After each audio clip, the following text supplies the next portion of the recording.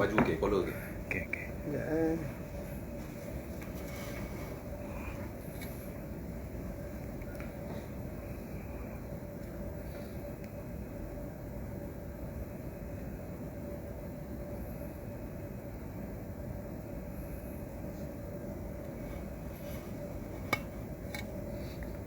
Oh, dia tu. Apa tu? Dia main balik? Oh. Okay. Dah start. Ambil. Sekejap lagi. Cantik.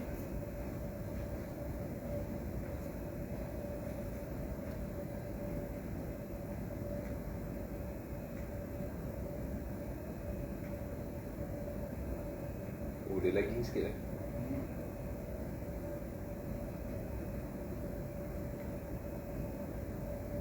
Tadi panggil Sekjen tu, Awi. Dah pergi. Panggil Sekjen. Boleh tak? Panggil tak? Panggil Sekjen aja. Dia pun boleh tak komen tu ai. Sebelum dia start. Panggil Awi tak? Belum pergi, tak apa. Dah. Dah ada orang tengok. Ada? Ramai? Mati Nampak? juga. Tak ada. Ada 3. Tiga. Panggil tak? Cakap saya nak suruh dia kan. Komen lah. So, Nak tengok berapa orang tengok tu kat atas tu. Gemuk pula. Dia ada mata tu. mana? Ya, ada mata. Mana tak? Ha. Ada? Apa ramai? Nombor 4. Oh, wah lama. Aku sampai kata berlari. 3 mana?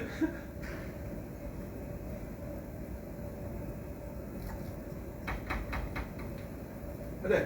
Ada. Datang? Datang.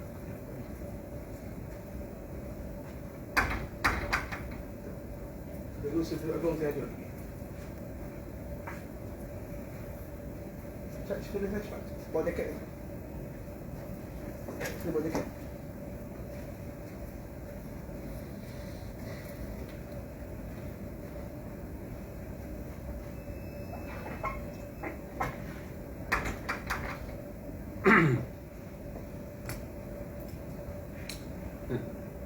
Kejap lagi boleh start dah. Start. Dah boleh start dah.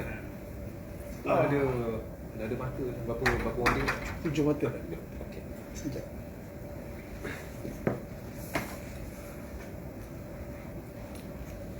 Nampak ke tadi?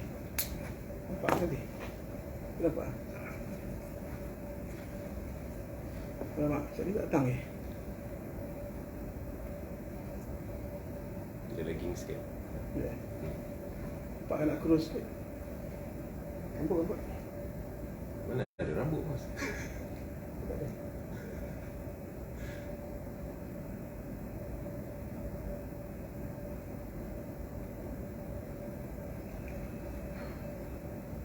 Okey, kita testing dulu testing. Atau sini ke tak sini? Dia boleh dengar balik Ini ada buat live. Dia boleh dengar? Lah pasal Boleh bajet dengar. ni. Okey. Ada 2 sekjen ni akan support So dia pun boleh berampak lah pasal bajet. Wah, you all je. Pergilah anda pergi nampak Duduk sekali Okey, kita mulalah Dia nampak dia. Nampak saja. 2 je sini. Ha? Nampak? Sini. Lah. Okey. Nampaklah 3 orang. Patut dia timbalan datang. Tak datang. Okey. Nampak? Nampak main-main okey lah. Apa nanti you boleh adjust Tengoklah siapa bercakap nanti adjust lah. Okey, Assalamualaikum, selamat pagi dan selamat sejahtera kepada semua penonton kita yang tune in pada program Bicara Bajet Belanjawan 2021 bersama program PPIPBM.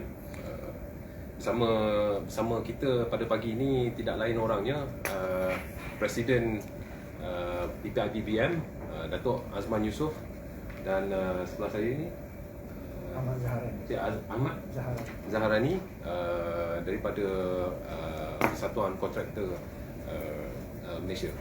Jadi kita mulakan program bicara ni secara santai sebab ini program pertama daripada persatuan kita ni untuk wawancara secara live dalam FB, dalam Facebook. topik kita pada hari ini untuk bicara sikit lah pasal harapan persatuan dan ahli-ahli di pembentangan belanjawan 2021 yang bakal ahli Dewan bersidang pada 6 hari bulan November ni. Jadi daripada yang kita dengar daripada berita semalam daripada khabar, daripada kenyataan daripada Istana Negara, nampak gayanya Dewan akan terus bersidang pada 6 hari bulan November ni. Jadi kita minta sedikit lah pandangan daripada Datuk Presiden, apa rasanya akan apa kita boleh harapkan daripada sidangan Dewan nanti ya. Okey, bismillahirrahmanirrahim. Assalamualaikum warahmatullahi wabarakatuh. Terima kasih, apa khabar semua ahli-ahli Persatuan Pengilang dan juga bukan ahli yang dapat bersama-sama kita di dalam live FB pada hari ini bersama dengan Persatuan Pengilang. Bersama saya juga ialah Susah Agung saya daripada Persatuan Kontraktor Mitra Malaysia, Encik Ahmad Sarani. Dan sudah pasti apa yang dimaklumkan oleh saudara Sarani, kita di dalam menuju ke arah menanti saat-saat bajet 2021 yang akan dibentangkan lama lagi. Dan juga kita telah pun agak terkejut lah apabila semalam pengumuman oleh media daripada yang di-Pertuan Agong berkenaan dengan menjalankan agar darurat politik tidak diteruskan dan balik kepada asal, iaitu meneruskan dengan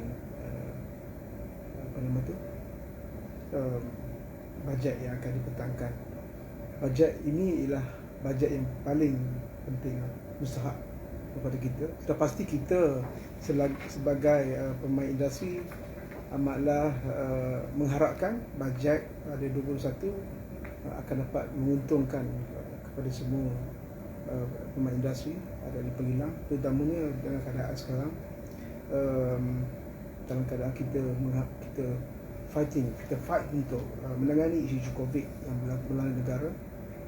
Kita juga kerajaan sekarang ini betul lumus, dan kita juga percaya dan kita harap semua warga usahawan tidaklah terlalu takut ataupun terlalu tertekan walaupun jawapan yang dimaklumkan semalam itulah berkenaan dengan pengumuman yang di-Pertuan Agong.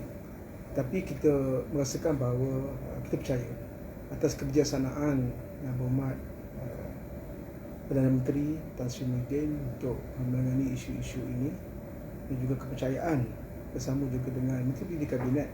Kita percaya negara kita akan berada dalam track yang baik.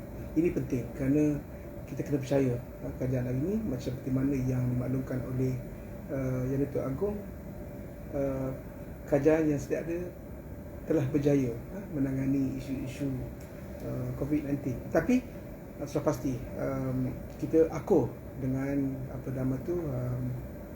saranan oleh Yang di-Pertuan Agong untuk tidak meneruskan darurat politik, kerana mungkin dari pandangan beliau ada beberapa perkara yang perlu dilihat, kerana ini ialah satu perkara yang penting untuk kita memastikan bahawa bajet tak diluluskan. Betul. Jadi saya rasa antara satu tanda tanya yang besar antara ahli-ahli kita dan usahawan PKS Mitra yang lain adalah sama ada bajet ni kalau ditolak dalam Dewan Rakyat nanti, apakah kesannya kepada kita sebagai usahawan ya, itulah yang mana yang dimaklumkan oleh Yang di-Pertuan Agong semalam, bahawa jangan mempolitikkan isu-isu bajet ini. Kita berharapkan agar walaupun kerajaan, perbankan dan sebagainya mesti melihat kepada ke arah rakyat negara ni. Kalau kita memikirkan politik kita sebagaimana yang dimaklumkan oleh Yang Agong, maka bajet ini tidak akan dapat diteruskan. Jadi dalam keadaan suasana negara hari ini yang terkesan dengan pandemik COVID-19, sekiranya bajet ini tidak diluluskan, maka seluruh perbelanjaan akan terhenti, dan ini akan memberi satu kesan yang tinggi kepada rakyat. Kerana untuk terutamanya berkenaan dengan frontliner ni, mereka perlukan gaji, perlukan dana untuk kerajaan untuk meneruskan atau membantu mereka. Terutamanya kalau tengok di pedalaman di negeri Sabah, terkesan, dan juga kes-kes yang di Selangor. Tetapi Sabah ni boleh katakan kes yang paling tinggi. Jadi sepasti kita mengharapkan agar ahli-ahli politik, majlis ahli-ahli yang berhormat di sidang rawat rakyat ni pentingkan bajet dulu, tanpa mempedulikan isu-isu agenda lain lah, dari segi nak jadi Perdana Menteri ke, nak ambil kerajaan ke. Yang tu part yang kedua. Yang part pertama sekarang ni survival kepada rakyat. Rakyat perlukan dana untuk meneruskan kelangsungan kehidupan dan sebagainya. Jadi kita merayu supaya kita berjaya untuk dapatkan kelulusan meneruskan bajet ini untuk kelangsungan rakyat. Rakyat dulu lebih utama sekarang. Jadi kita sebab itu terkesan bila kita bajet tak, contohlah sekiranya bajet ini terganggu, contoh usahawan pun akan terkesan. Kita rakyat, kita orang nak berniaga, kita perlukan perniagaan supaya terus. Apa jadi sekalipun kita kerana apa? Kita bukannya hanya untuk diri kita ada staff, kita ada kilang kita ada produk-produk kita yang perlu kita pasarkan. Jadi ini kalau terganggu, bagaimana untuk kita teruskan perniagaan kita? So pasti semua orang jangan paniklah. Kita percaya dengan kerajaan hari ini pun saya difahamkan ada kabinet meeting, kan, akan ada satu keputusan yang baiklah daripada kerajaan, insya-Allah. Cik Zahni ada komen? Bismillahirrahmanirrahim. Assalamualaikum warahmatullahi wabarakatuh. Terima kasih kepada Zahni selaku moderator pada pagi ini, dan hormat kepada Presiden Persatuan Kontraktor Bumi Malaysia. Pertamanya saya rasa belanjawan ini amat penting kerana seperti yang Tuan Rahman sebut tadi, ia perlulah yang pertama mesra medik, yang kedua mesra rakyat, dan yang ketiga mesra ekonomi. Dalam keadaan sekarang ni di merata dunia, kita telah terkesan teramat-amat terkesan dengan keadaan sekarang ini. Kalau kita lihat daripada perbezaan pembelanjaan government atau kerajaan yang telah diluluskan dalam bajet tahun 2020, government expenditure yang telah diluluskan adalah sebanyak 297 bilion pada tahun ini 2020 berbanding pada tahun 2019 sebanyak 277 bilion, dan juga kadar penumbuhan GDP adalah sebanyak 2.5% berbanding dengan 2.7% yang kita patut capai pada tahun ini. Walau bagaimanapun dengan keadaan yang begitu keter sekarang ini dan keadaan sedikit ketidakstabilan politik, yang mana kita selaku ahli-ahli Persatuan Kontraktor Bumi Putra terutamanya amat memandang serius kerana kestabilan ekonomi itu penting. Foreign direct investment kita amat perlukan. Kita juga perlukan kepakaran buruh-buruh di luar sana, tak kira lah lokal ataupun foreign, tapi dari segi mata kasar rakyat, kita perlukan macam saya sebut tadi, bajet yang mesra medik, mesra rakyat dan mesra ekonomi. Ya, kalau kita tengok balik, kalau kita rujuk balik ya, tengok belanjawan pada 2020 tahun lepas yang telah diluluskan daripada kerajaan yang lepas, sebanyak 297 bilion. Ia adalah penurunan sedikit ya daripada belanjawan yang sebelum tu 2019. Jadi kalau kita tengok dengan keadaan kedudukan kewangan negara sekarang ni, kita rasa belanjawan untuk 2021 ni nampaknya akan lebih kurang daripada sebelum ni. Apa kita boleh harapkan dengan kedudukan kewangan negara yang sangat kritikal sekarang ni, dan juga apa tema yang boleh dibentuk dengan kerajaan untuk bajet yang akan datang? Saya tengok kepada suasana pasal pandemik COVID-19 ni bukan hanya di Malaysia, di seluruh dunia. seluruh dunia terkesan dengan pandemik ini. Dan kalau kita tengok dari segi belanjawan daripada 2020 hingga 2021 sekarang ni, saya menjangkakan belanjawan pada tahun ini yang akan dibentangkan di Parlimen akan ada kekurangan, akan ada merusut. Dari segi, kalau tengok 2020 ialah sebanyak 267 bilion, dan mungkin kerajaan lebih mengkhususkan kepada isu rakyat, ialah bajet rakyat yang lebih mengutamakan berkenaan dengan bagaimana untuk membanteras COVID-19. So saya kira bajet ini lebih kepada untuk bagaimana untuk membantu rakyat dari segi membendung isu-isu COVID-19. Dan tetapi sudah pasti kita di Persatuan telah pun di telefon oleh media untuk memberi pandangan di Persatuan apakah perlu kita sampaikan kepada kerajaan dari segi isu Persatuan untuk memohon kerajaan supaya bajet ini diambil kira. Beberapa perkara kita telah pun maklum kepada kerajaan, iaitu kita mohon kerajaan beri pengecualian semula kepada duty import duty import jualan, cukai, korporat Kerana inilah penting, kerana dengan adanya duty import ni, pengecualian duty import ni, maka kita akan dapat melihat bahawa pengurangan kos operasi kita, dan juga kita boleh dapat tengok konsisten ataupun perniagaan itu boleh dikawal dengan baik. Dan juga kita tengok dengan ada itu kita dapat bersaing dengan baik antara perniagaan.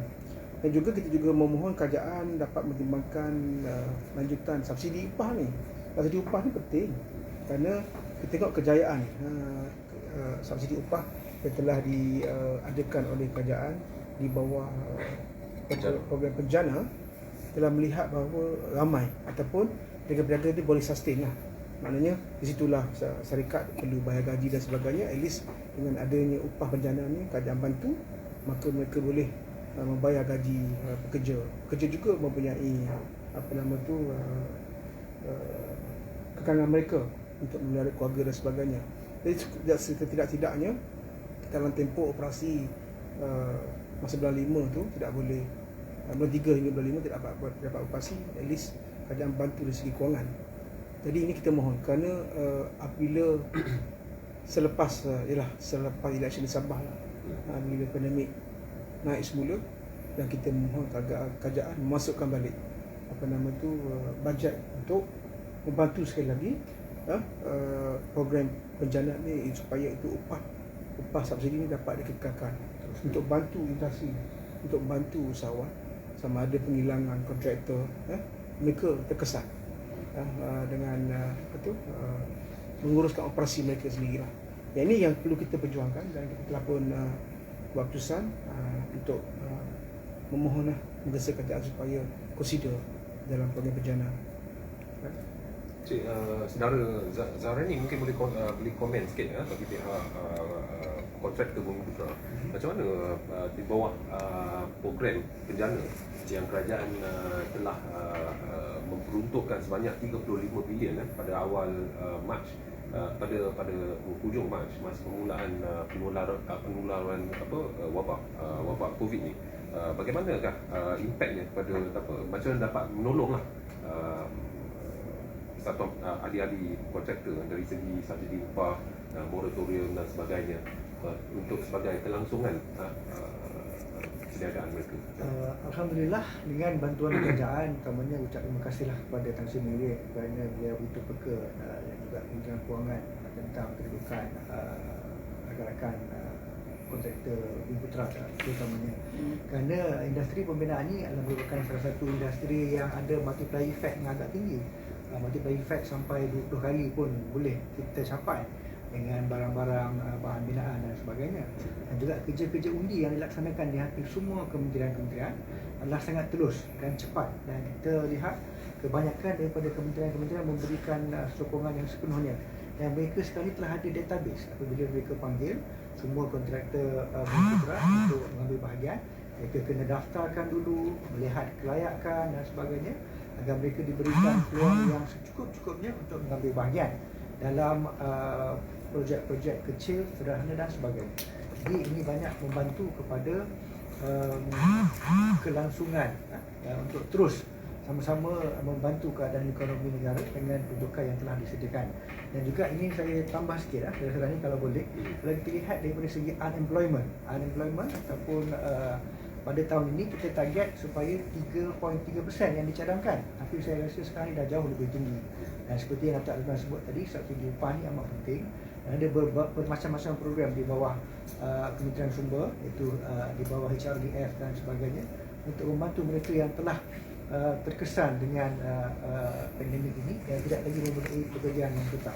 Dan ini saya juga sebut di sini keadaan di persekitaran kita juga amat penting. Kalau kita lihat di negeri-negeri Asia Tenggara, keadaan pandemik juga amat terkesan kepada mereka, dan faktor-faktor lain yang kita perlu consider, terutamanya faktor luar, iaitu keadaan Brexit yang mungkin tidak jadi, dan juga US election yang akan datang.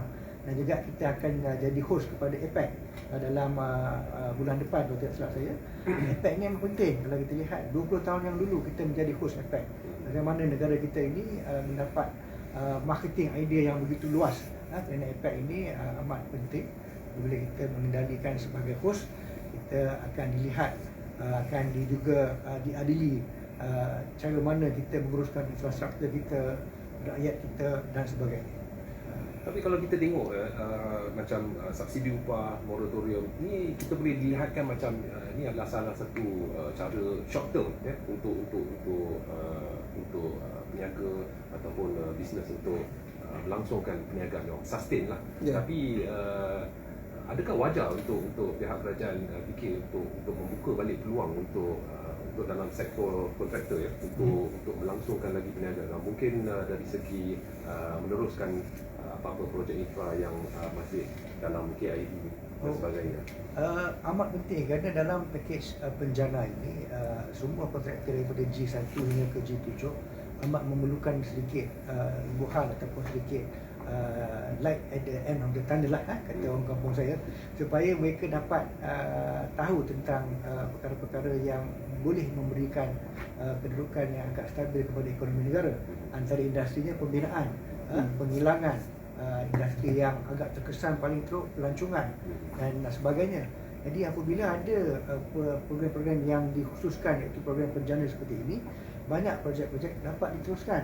Dan kita lihat sekarang ini projek infrastruktur yang terkesan seperti MRT, LRT, pembinaan projek-projek infra yang lain, jalan kampung, bekalan air luar bandar, bekalan elektrik luar bandar, masih perlu diteruskan.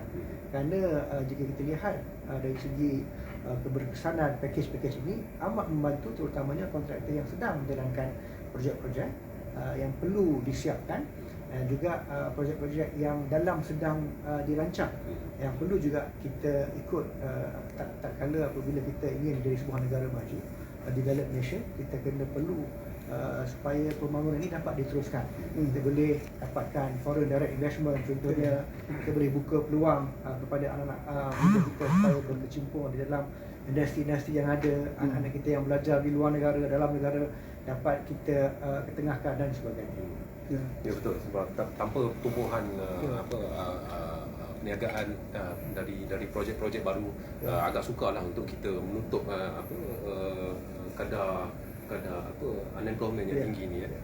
Tapi yang lebih penting saya nampak sekarang ni kita juga tengok dari segi kemudahan bank kan. Kita merayu kerajaan supaya pemudah cara kepada usahawan dan peniaga kita. Kadang-kadang tu mereka ni terkesan bukan hanya kerana pandemik saja. Mereka terkesan untuk mendapat pinjaman daripada pihak bank. Kadang-kadang kita tengok kalau PKSB pun mengambil macam-macam pelbagai reaksi lah untuk membantu bersama mitra. Kalau boleh kerajaan ni supaya tidak sangat ketat lah untuk memberi sokongan ataupun grant atau pinjaman kepada usahawan ni. Kita mohon merayu kerajaan supaya memberitahu kepada bank, janganlah terlalu ketat sangatlah. Kalau kes yang berat tu okey kita consider, tapi ada cara yang mudah cara sampai tahap mereka tidak dapat. Ini yang jadi mereka pergi kalung. Saya rasa isu ni dah jadi lama. Jadi ini dah new norm. Maknanya kita tidak boleh terlalu ketat lah. dan juga ada minimum dia lah, minimum syarat-syarat tu. Dan juga kalau tidak yakin sangat pun, kita guna kaedah jangan terlalu banyaklah bagi loan tu. Stand dulu, okay, you dah gagal yang ni, yang second ni okay kita bagi, tapi this is the term of condition yang you perlu adakan. Sekurang-kurangnya kita bantu. Kalau kita terus you tak layak lah, you ni dah apa tu, dulu hutang tak bayar, tapi kita nak kaji kenapa ni tak boleh bayar tu. Kemungkinan perniagaan mereka tak dapat sambutan, ataupun produk mereka tak ada pasarkan, ataupun jadi kita jangan bunuh mereka, kita mesti membantu dia. Kita pergi buat survey sikit, pergi tengok, jumpa mereka ni genuine player. Kita kena utamakan. Contohnya kita cakap pasal kerajaan, bercakap pasal belilah barangan buatan Malaysia. Ni I boleh add sikit Encik Zahra ni. Kenapa? Bila beli barangan buatan Malaysia, kita tidak boleh agungkan lagi produk-produk luar ni. Macam saya maklum hari tu kan, kalau kita nak kata industri pembinaan, industri pergelangan, kita masih lagi mengayakan produk-produk luar negara masuk ke Malaysia untuk menjalankan perniagaan sama ada construction ataupun penggilangan. Kalau kita boleh betul-betul, walaupun mahal sikit, walaupun sikit mahal produk kita di dalam pasaran, kurang-kurangnya kita bantu usahawan kita. Kita tidak boleh lagi tumpu kenaan kerja asing contohnya. Dalam penggilangan atau industri pembinaan, kita boleh memberi laluan kepada kerja asing. Tapi kalau untuk kita spur our economy, kita nak ramaikan orang kita, orang tempatan bekerja, kita mungkin kena beri lebih sikit gaji, extra gaji tu kepada mereka. So why not dalam penggilangan bersama? Kalau kita boleh employ, I tak percaya orang kita tak nak kerja dalam bakery, dalam production line, kan? Sekarang production line pun ada cost lah, elektronik ke ataupun otomotif dan sebagainya, mereka lebih selesa. Wak Imah kalau dulu kita tengok mencuci kereta pun di luar, sekarang dah ada aircon, kan? Dah ada dalam bangunan, dah ada elektrik dan sebagainya. So penting kita jaga orang kita. Ini mustahak. Maknanya kita beri peluang pekerjaan kepada kita dengan syarat kerajaan mesti bersungguh-sungguh untuk bantu SME, small medium industri daripada industri. So kalau setakat kalau ikut rule memang tak akan ke mana lah ahli-ahli kita ataupun usaha-usaha kita. Ini penting. Kerajaan kena ada satu dana khas untuk bantu. Ni grup-grup yang ini sekarang ni kita tengah bincang pasal polisi pembelian polisi pembelian perolehan kerajaan dalam keadaan yang kritikal sekarang ni. Kita tengok pun daripada data matrik pun data ekspor kita pun dah merudum sejak permulaan wabak COVID ni.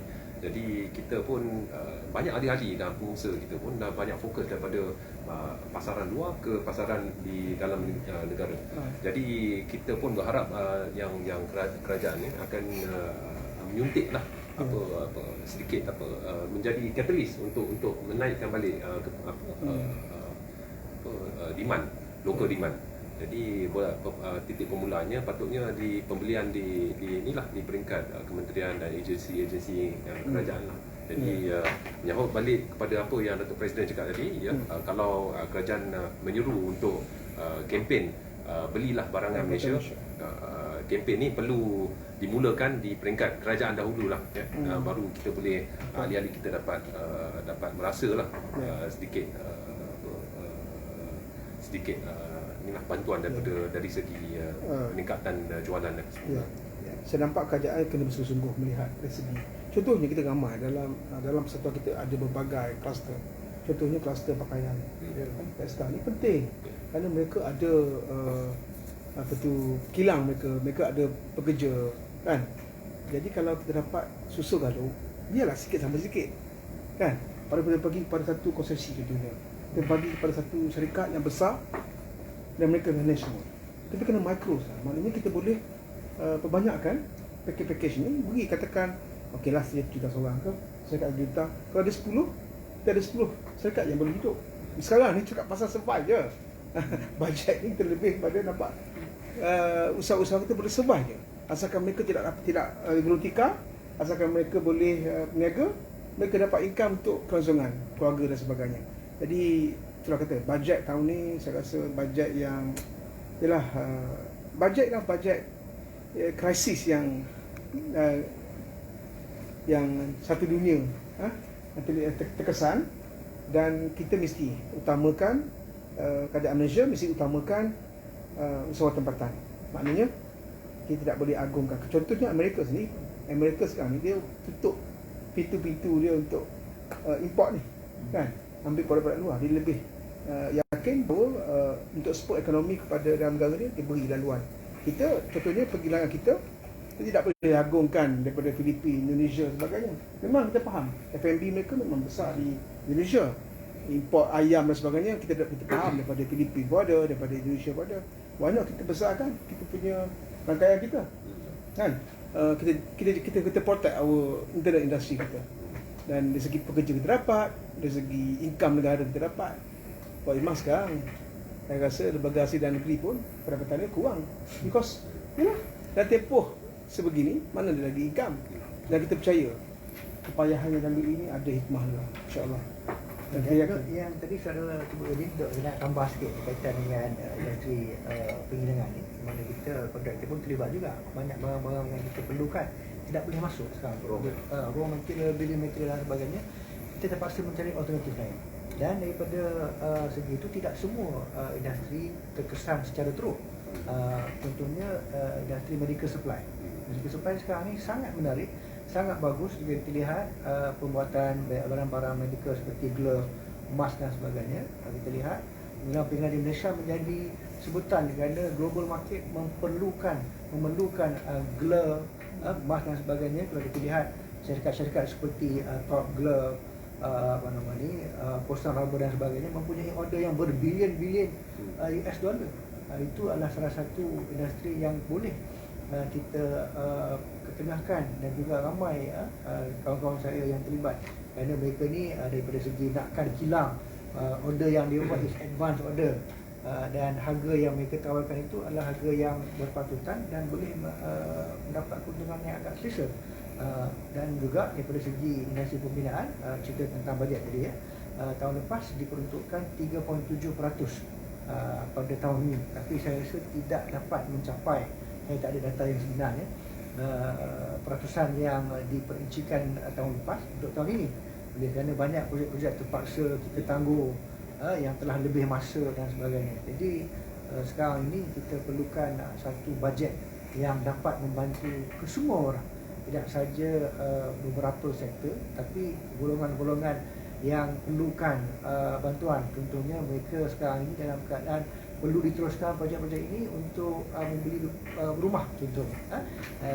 Jangan kita tengok golongan sasar ni kita gunakan untuk pembinaan rumah mampu milik, kita gunakan pembinaan rumah mampu lihat ya. Sebab sekarang ni rumah mampu lihat memang kita lihat di serata negara ada, tapi yang ini kosong, yang itu kosong, yang ini belum siap dan sebagainya, kan tidak ada peruntukan dana yang khusus untuk membantu golongan-golongan yang di bawah ini untuk mendapatkan perumahan yang mereka idamkan selama ini.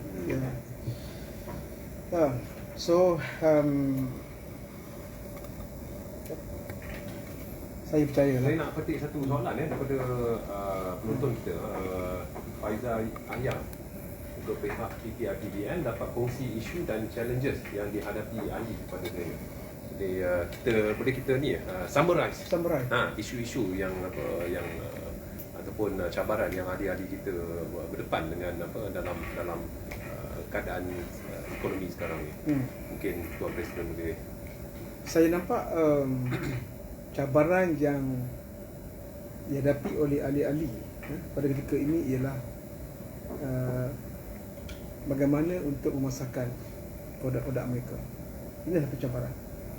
Mereka boleh membina, boleh membuat production tu, tapi di mana market mereka?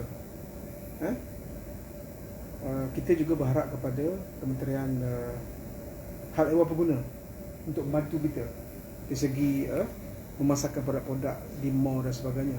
Kita yang ni daripada awal lagi, daripada dulu lagi, produk-produk kita ada justru kat belakang.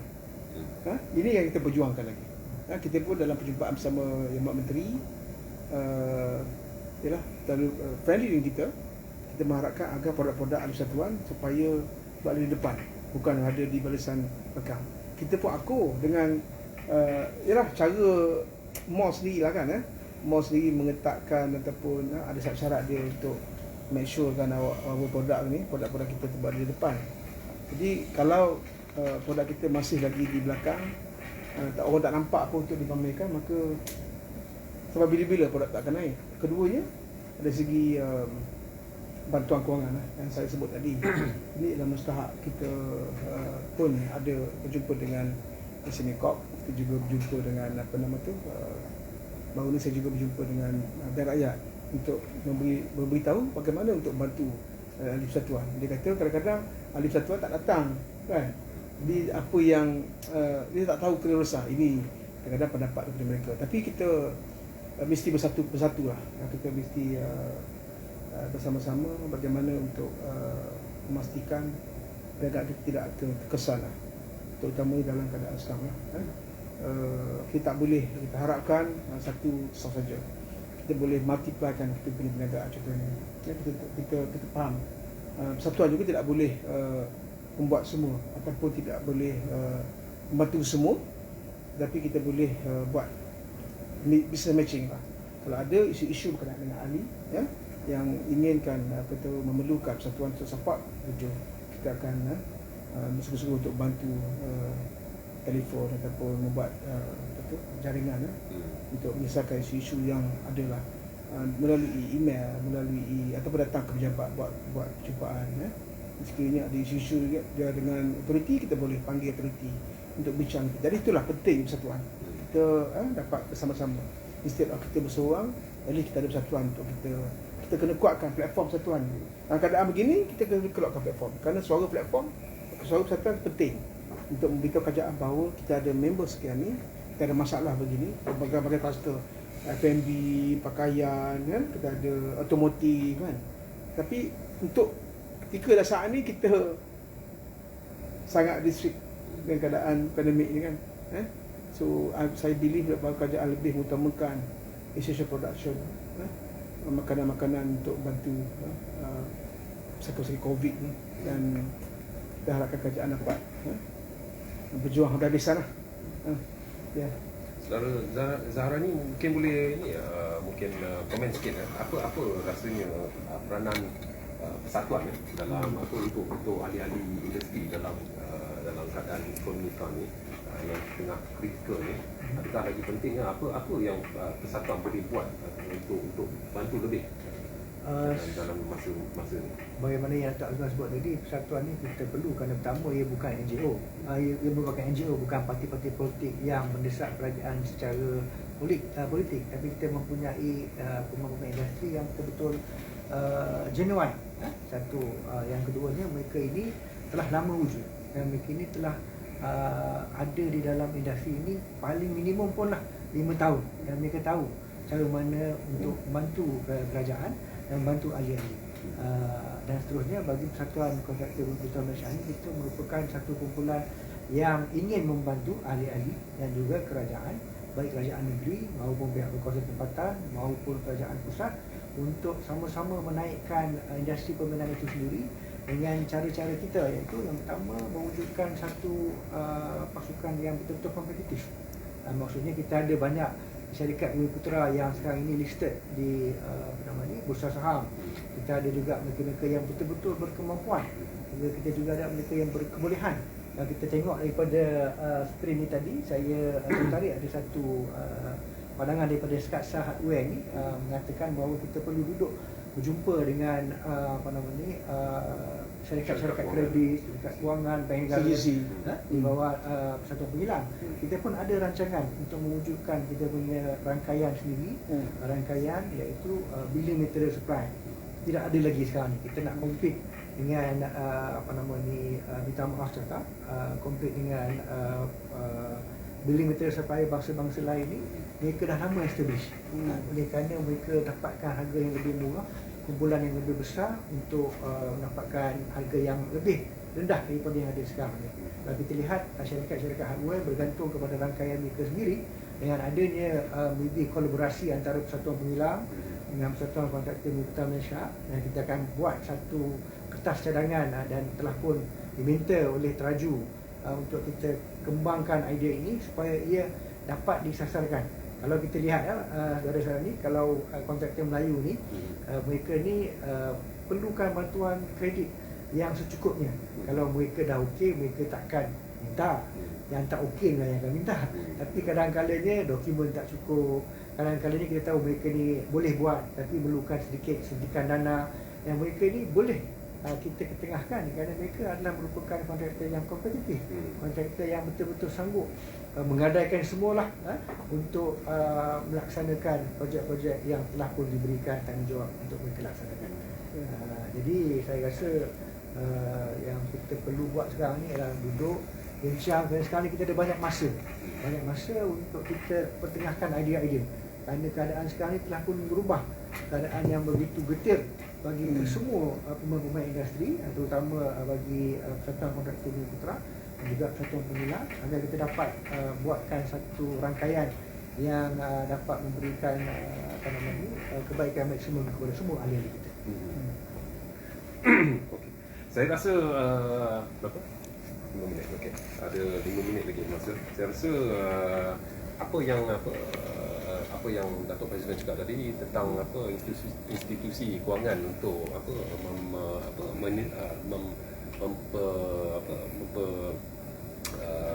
mempercepatkanlah permohonan untuk pinjaman pada usahawan PKS ni amat penting sebab kita tengok pun daripada salah satu kejayaan daripada program penjana adalah itu subsidi upah. Sebab subsidi upah ni ahli PKS dapat rasa dia punya kesan terus sebab Perkeso percepatkan proses permohonan ni.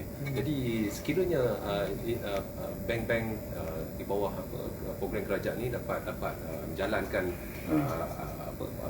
meluluskan permohonan dengan secara sekian rupa juga, saya rasa adik-adik kita dapat merasa jugalah sekarang ni yang kita faham yang memohonnya biasanya syarikat yang besar yang tidak memerlukan pinjaman tersebut tapi dia mohon juga sebab kadar dia rendah dalam bawah program penjana ni, pinjaman boleh serendah 2.6%. Oh, rendah. Jadi rendah tu. banyak syarikat besar dia gunakan peluang tu untuk refinance balik pinjaman lama dia. Dia syarikat-syarikat besar ni dia ada dokumen-dokumen yang lengkap. Betul. Kadang-kadang syarikat PKS ni mungkin tak buat audit report dan sebagainya, jadi dokumen tak lengkap. Dokumen tak lengkap agak susah. Jadi kita cadanglah supaya mempercepatkanlah mereka ni kan. Saya rasa cadangan Cik Zahra ni tadi betul, dia agak tepat. Mungkin pihak kerajaan ataupun bank boleh pertengahkan persatuan sebagai mungkin salah satu proses saringan. Kita akan buat saringan awal kepada ahli-ahli yang kita rasa yang betul-betul genuine, yang boleh buat projek-projek besar ataupun projek pembekalan yang besar. Jadi kita boleh bantu bank untuk buat saringan proses awal. Pocket talk pocket talk dan sebagainya lah. Kita pun kalau ahli-ahli kita mengikut program-program kita dengan rapat, kita pun banyak juga aturkan program-program bersama bank untuk buat talimat. Tapi sebab sepanjang PKP ni kita agak restrict, jadi kita akan cuba dalam masa depan ni, masa dekat ni kita akan cuba buat program ni dalam secara live ni lah, webinar ni. Jadi ada apa-apa ni ucapan penutupan saya rasa akhir? terima kasih kepada Cik Mat Serani sebagai Susah Agong Persatuan Kontraktor dan juga Susah Agong Sepilang. Yang paling penting hari ini ialah kita mesti banyak bersabarlah. Banyak bersabar. Cabaran dalam perniagaan semua terasa. Saya pun terasa. Saya pun orang berniaga. Kan? Jadi dengan keadaan ekonomi dunia begini dan keadaan negara kita, dari segi politiknya, dari segi pandemik COVID nantinya, dua perkara yang kita memerlukan kesabaran oleh semua usahawan. Kita mendoakanlah negara kita dapat sustain menangani kes ini. Kita doakan Yang Berhormat Perdana Menteri Tan Sri Muhyiddin berjaya dan juga anggota kabinetnya berjaya menangani isu-isu yang ada ini. Kita doa bersama supaya kita dapat teruskan perniagaan kita. Ini penting perniagaan kita, kan? Kalau ekonomi tidak stabil, kerajaan tidak stabil, jadi apa pun tak jadi. Kerana kita berniaga pun mesti mengharapkan kerajaan konsisten, stabil dan sebagainya. Dan sikit lagi perkara ialah kita mesti menjawab cabaran lah, yang mana PM telah pun mengatakan bahawa bangsa berputera, bangsa usahawan. Jadi adalah mustahak kepada kita berputera. Dan dalam program perjalanan saya nampak kalau ini terus dapat bantu berputera, insyaAllah kita akan dapat serang. Cuma itulah saya nasihatkan ahli kita supaya datang persatuan, kan, berbincang ataupun email kepada kita apa isu-isu yang boleh kita tengahkan. Kita ada banyak platform, kita ada WhatsApp dan sebagainya, tapi lebih mustahak kita dapat bersama-sama lah. Semua orang rasa dari segi atas sampai ke bawah kita orang berniaga kecil-kecilan ni pun akan terkesan, kan. Apatah lagi sekarang dengan PKP B ya, bersyarat ni pun orang berniaga tepi jalan pun terkesan, kan. Kita pun sekarang ni yang ialah kerajaan sarankan berapa peratus, 10% bekerja. Kita kalau kita ikut itu kita pun terkesan. Kita boleh buat cara pergi dan sebagainya. Tapi gaji tak kena bayar, operasi kena jalan, kan. So dengan itu kita dengan matrik, for example, kan, dengan kementerian-kementerian yang berkenaan dengan perniagaan kita berhubung rapat supaya pemudah cara, dan mereka pun tidak mahu berhenti ekonomi ni, maknanya concurrent. Kita jaga kita, perniagaan kena berjalan, kan, asalkan kita untung. So saya harap jangan panik, sekarang ni jangan panik. Kita mesti teruskan usaha kita dalam perniagaan. Ahli-ahli jangan terlalu rasa terkesan. Kita percaya yang Di-Pertuan Agong dan juga Perdana Menteri atas kebijaksanaan mereka, insyaAllah kita akan berada dalam track yang baiklah.